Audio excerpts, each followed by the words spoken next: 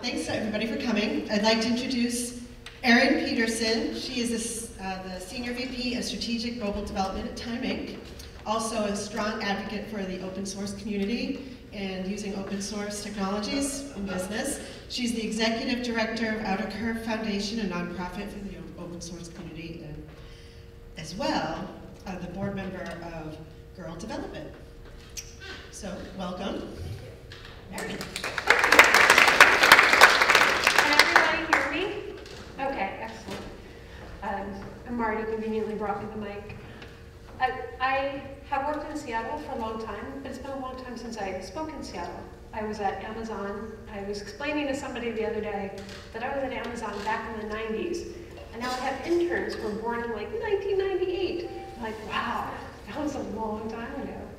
And then I was at Bing at Microsoft for 4.5 years, and my early career in technology was around e-commerce, but the part of the career which I developed the most was around search and search advertising. And so it's very nice to be able to come back and speak to you guys today. What I'm going to be talking about is very different than anything I've seen people talking about today. So we're going to be taking a bit of a left turn in Albuquerque here. And this is a post-lunch session. So this is a blue sky session that positions us to think about how we apply what we've been learning within the search industry to some of the changes that are taking place in technology today, and what I think we can be doing 3, 5, 10 years out from now. So I'm going to be talking about search and marketing in the age of the Internet of Things. And raise your hand if you consider yourself, we're going to do a technology spectrum, 1 to 5, low tech, high tech. Raise your hand if you're 5 if you're very, very techy. 1 if you're like search engine level techie, so good, better than the average person techie. All right, this will help me sort of segment my points here. So when Google was starting back in 1998, and I really cement when I'm talking about search with the advent of Google as opposed to the advent of Yahoo, because that was really an assembly of links, and Google was really the first algorithmic approach to search. When Google was starting up in 98-ish, this is pretty much what the world of personal computing looked like. And what we were all talking about at the time was, it's going to be so amazing when people have laptops, and they can go anywhere they want, and they're untethered. And this is what mobile looked like at the time. And so when we were thinking about search at the time, it was, how do we, for example, geographically target people when we know where they are based on some of the incoming data from a laptop? And this was amazing at the time. And we had everybody from Google, Yahoo, now Bing, building these enormous places, data centers, where they could pull in what at the time we believed to be an enormous amount of data and make sense of that data. And consistently, the people who have been best positioned to understand and make sense of the data coming in from all these users, both at aggregate level and at individual level, are search marketers. And I have found this to be true over the last 10 years, more so than in any other industry.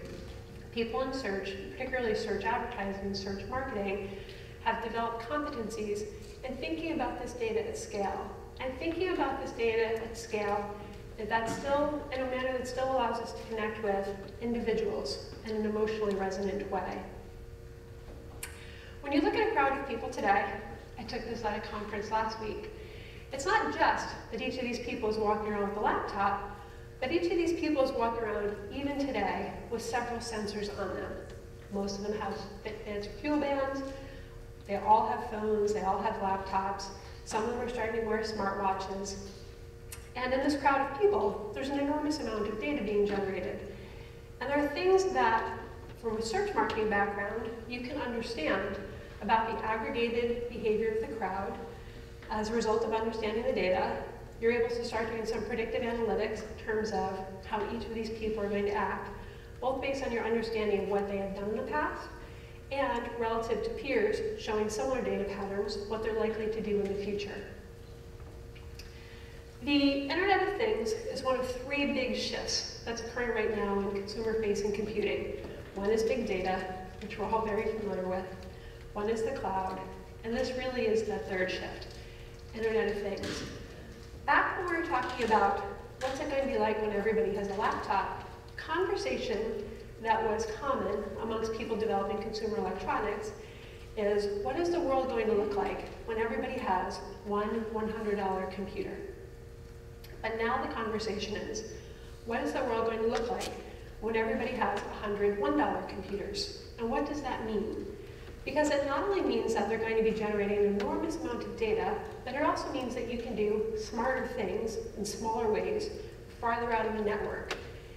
It means that if you can take advantage of some of the form factors and some of the restrictions associated with this Internet of Things, for example, every sensor will be able to do something smart, but that will require some degree of computation. And those sensors aren't going to have a lot of opportunity to do a lot of computation. So you have to start making trade-offs. What are you doing client side? What are you doing server side? How can you make your programming to be as ruthlessly efficient as you possibly can out of the sensor level to develop, for example, targeted ad experiences that are deeply resonant with the people who have these sensors. So we see these sensors cropping up in the Nest, so in the home. We see these sensors cropping up in personal fitness bands, such as the Fuel Band.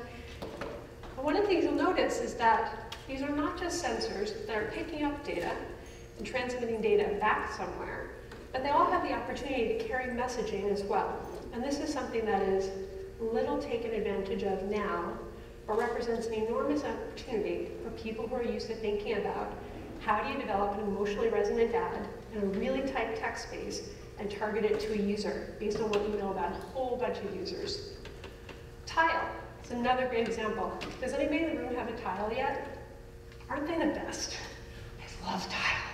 So tiles, you can put on anything you have, and then you can find it when it's lost. It's one of the first truly consumer-facing applications within the Internet of Things. And the interesting thing about tile is that they're valuable not only because it's a fascinating consumer tool, but because tile is going to develop an enormous opportunity for aggregating data about where things are, who owns them, how they share them, and how they move around. It's a fascinating opportunity. And this is a great little Philips sensor. People who have small children, I realize there are mixed feelings on this topic, but these are sensors, watches, that you can put on your children. It's kind of like a tile for a kid. You know where your kid is. Simple, easy to use interface. And again, you can deliver some messaging there. So we're entering a world where, this I just pulled off the Adafruit catalog over the weekend. You can pick up this batch of sensors now for $35. So the opportunity to develop consumer-facing experiences is increasingly cheap and well within the reach of many, many engineers. So the explosion that we're seeing as a result is creating significant opportunities for people who not only know how to make use of the hardware, but can think about the data and how you leverage the data associated with all of these users and all of these devices.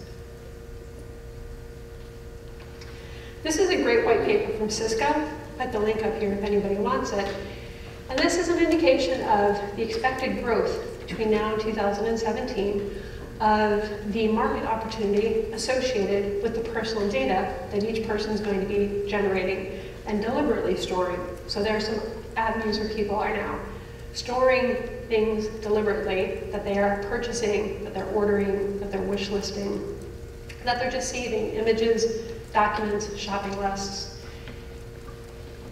When people talk about the opportunities represented by the Internet of Things, this is generally the sort of data you see. Not very many people yet are talking about what are the advertising opportunities associated with this. What does it mean when a user is going to have to figure out search based not just on where's a restaurant I want to go to for dinner tonight, but where did I leave my keys? Or something a little bit more complicated, like I'm trying to plan a trip. I'm looking for users of this specific electronic item because I've lost my charger in my hotel. Is there anybody else at the hotel who left one behind last week? Can I go grab theirs? Can I connect with them over social media to find it? So search is changing dramatically in ways that most of the major search engines understand, but don't yet seem to have percolated out to the search and the search advertising industry. And there are significant opportunities here. When we think about these opportunities, Often what we think about is that they're going to take forms of like taco delivering drones, right? And this is probably not what's going to happen. Although, this is a really interesting scenario to break down.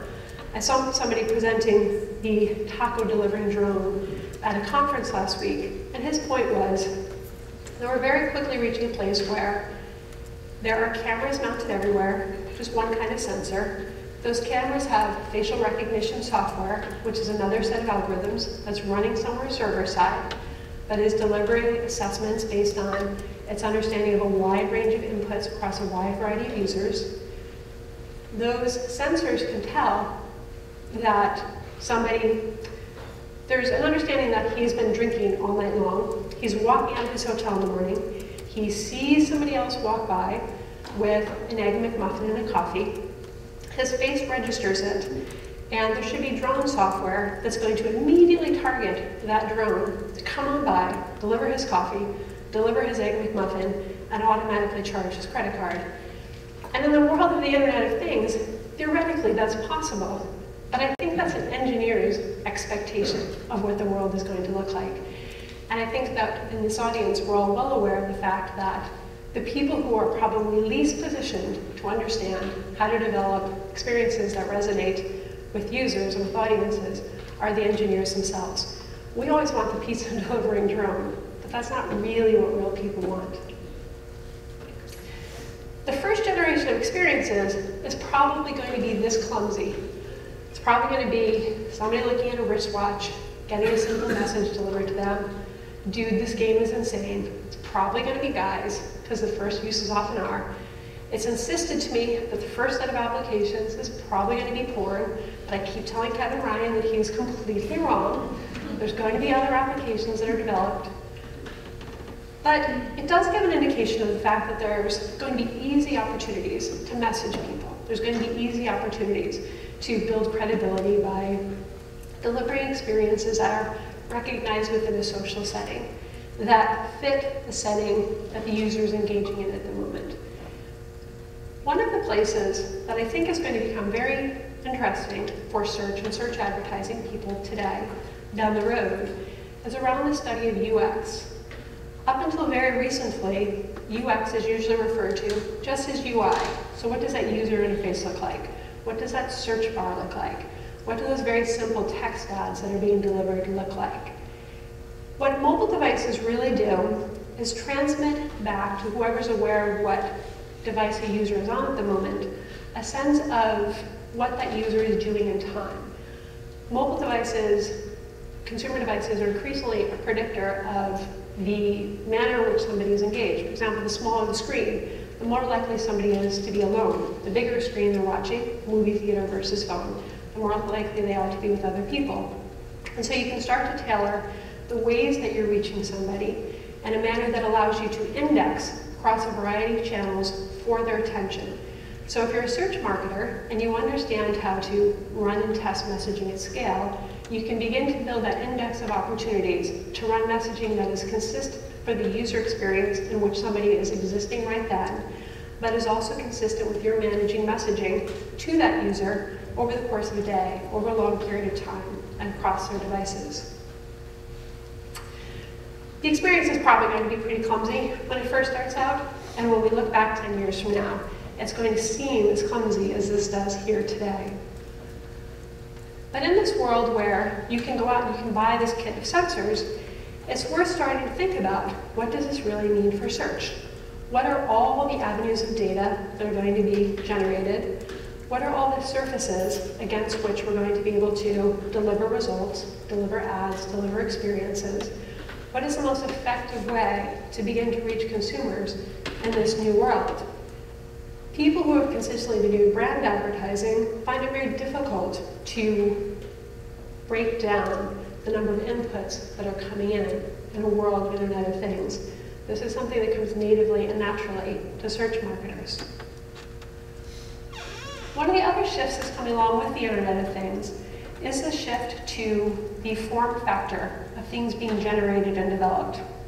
A really easy and obvious one is the flexible paper. We've probably all seen this. One that's a little bit less obvious, but is really interesting, is the notion that 3D printers will be able to print objects that themselves have intelligence encoded into them.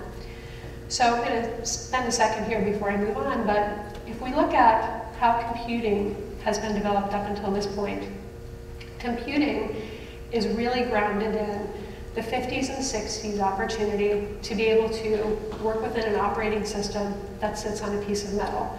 And so the intelligence of your system is really in the operating system and in all the software you build on top of it, not the hardware itself.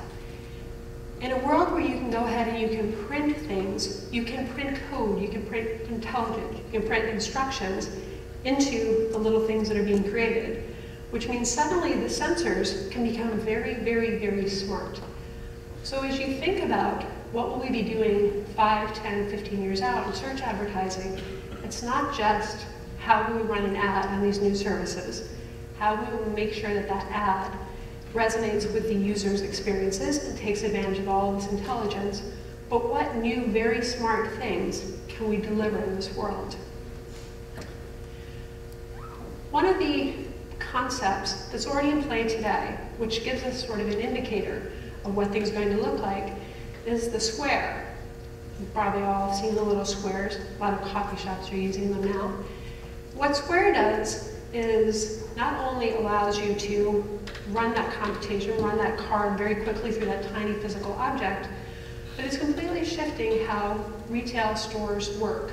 You don't have to have somebody sitting up front at a cash register anymore. You can have people walking around the stores being helpful. You can have customers walking around stores going ahead and paying for things.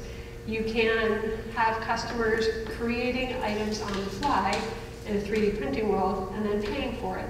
We're not, for example, very far away from a world where you can have a birthday party, you can have kids circulating around that birthday party space, and they can have 3D printers quickly printing out customizable Disney princesses with their faces on them, and just having kids with wristbands paying for them as they walk by. What does it mean for us to be targeting people and delivering experiences that are meaningful to them in that world? Is everybody with me so far? Excellent. I know this one's a little more abstract than before. And we're starting to see advertising move into this space. We're starting to see advertising show up in a way that is highly targeted and appropriate for physical form. These are hotel door keys. I love the hotel door keys with pizza ads on them. These can go ahead today and give ad experiences to people in a way that completely fits the physical form and is very meaningful for that person in that moment. When you get back to your room at night, oftentimes you want to order a pizza. When the Internet of Things matures slightly, you'll be able to have targeted ads changing on those keys. You'll be able to serve a different sort of ad 7 o'clock in the morning than you can at 11 o'clock at night. And it's a very simple interface. It's something that's going to be easy to shift and deliver. And it's a precursor for the wide variation of things that we're going to be able to do then. So talking cars. So this is one of my favorite examples today. Cars are aggregating and transmitting an enormous amount of data about every single user who's using those cards. You're transmitting where you're going, you're transmitting how fast you're going, you're transmitting the media experiences within them. Cars can go ahead and start to be smart about the fact that you need an oil change. We're at the point now where cars could relatively easily deliver a coupon experience for an oil change within the dashboard. And as we think about the opportunities here, they can get very strange very fast because you have the data, of course, not only of the user in that car, but of all the other people who are using the devices around them as well. And you can start to draw conclusions. So, for example, say you've got a user who's a 47-year-old guy, and their car starts transmitting back to you, hey, they're driving faster lately than they usually do. Sort of interesting. And then suddenly, they're buying roses. They don't usually buy roses. And suddenly this 47-year-old guy is driving faster and buying roses. And then they're renting hotel rooms. So you're like, oh, okay. So if you're a data marketer, you pretty much know what's going on at this point, right? And you start to serve them ads. And you can start to serve these ads right onto the dashboard of that fast-moving car. You can start to serve these ads right onto their wristband in the morning. You can start to serve all sorts of associated ads that suggest to them that maybe they want to mediate their risk profile. If you're their insurance company, you may want to suggest to them that they drive a little bit more slowly. For somebody who's not used to dealing in the sheer amount of data that comes in the course of this scenario, you can end up looking at this giant blurry crowd, and you can lose track of the fact that these aren't just sort of blurry pieces of data moving around, but these are actually people. And the Holy Grail, we all know this, probably most of us live in Seattle, the Holy Grail for a while has been to be able to take enormous sets of data and be able to identify people within that data in a way that feels friendly to them, that doesn't feel creepy, that is genuinely useful and makes their day better. In this incoming generation of Internet of Things, the real Holy Grail is to be able to take advantage of all the data that's coming in about a person, about their family, about their lifestyle, and pull that out and surface information to them in a way that makes it easier for them to do what they're trying to do every day. That makes it easier, for example, for this mom to know where her kids are, even as it's transmitting back, hey, those are both two girls. Marianne forgot her soccer cleats. You're either going to want to buy a new pair on your way over to Bellevue because you don't want to drive back to Seattle, or you're going to want to somehow borrow a pair before you get over there to that practice. At the end of the day, people really just want to go about their day-to-day business. They don't want to be feeling like they're surrounded by all these devices. They want all these devices to be operating in a way that is seamless for them. They want the done things in their lives to be taken care of by machines. They don't want to have to worry about running their groceries. They don't want to have to worry about finding their keys. They want to be able to go out on the lake, enjoy their boat, enjoy their time, and know that all those dumb things are being taken care of for them in the background. And that's really what the Internet of Things and search advertising should allow them to do. We should be able to take the algorithms that we've been developing back since 1998 and significantly mature them. If we go back to before 1998, it was really difficult if you landed in a city at night to figure out how to book a hotel. It was relatively difficult, if you go back 10 years ago, to find directions to an address you didn't know. These are things that today we completely take for granted. We take for granted the fact that you can land in a strange city at 2 o'clock in the morning because your flight's late, quickly find a hotel with the best rate, find it close to where you need to be in the morning. And as we move forward, it's going to be important for those of us who have a background in search, have a background in search engine marketing, to figure out how to make use of these data sets to solve some of these brand new scenarios that are developing and continue to provide convenience in this sensor-driven world.